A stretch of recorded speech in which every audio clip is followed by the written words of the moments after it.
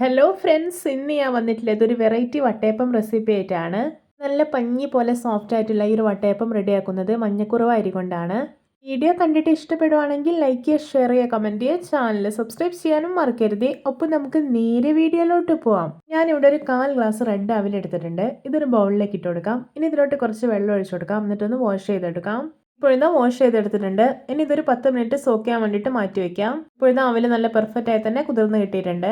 വട്ടയപ്പം ഉണ്ടാക്കാൻ വേണ്ടിയിട്ട് ഞാനിവിടെ നമ്മൾ ചോറൊക്കെ ഉണ്ടാക്കാൻ എടുക്കുന്ന മഞ്ഞക്കുറവ് അരി ഉണ്ടല്ലോ, അതൊരു ഗ്ലാസ് പൊടിച്ചെടുത്തിട്ടുണ്ട്. ഇതിന് മിക്സിയുടെ ജാറിലേക്ക് ഇട്ട് കൊടുക്കാം. ഇനി ഇതിലോട്ട് സോക്ക് ചെയ്ത് വെച്ചിരിക്കുന്ന അവിൽ ചേർത്ത് കൊടുക്കാം. ഇതിലോട്ട് 1/2 ഗ്ലാസ് തേങ്ങ ചിരകിയതും ഒരു 1/4 ഗ്ലാസ് പഞ്ചസാര കൂടെ ചേർത്ത് കൊടുക്കുന്നുണ്ട്. ഇനി നല്ലൊരു ഫ്ലേവറിന് വേണ്ടിയിട്ട് 4 ഏലയ്ക്ക തൊലി കളഞ്ഞത് കൂടി ഇട്ട് കൊടുക്കുന്നുണ്ട്.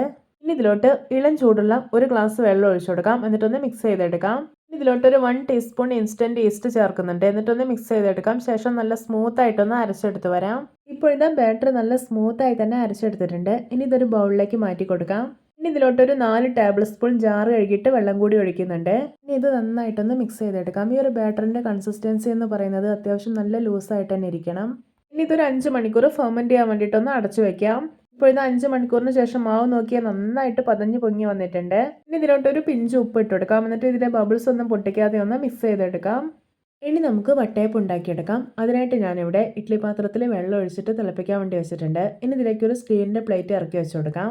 പ്ലേറ്റിൽ ഞാൻ നന്നായിട്ടൊന്ന് ഓയിൽ സ്പ്രെഡ് ചെയ്തെടുത്തിട്ടുള്ളതാണ്. ഇനി ഇതിലോട്ട് മാവ് ഒഴിച്ചു കൊടുക്കാം. എന്നിട്ട് അടച്ചു വെക്കാം. ഇനി ഇതൊരു 15 മിനിറ്റ് ഹൈ ഫ്ലെയിമിലിട്ടിട്ട് സ്റ്റീം ചെയ്തെടുക്കാം.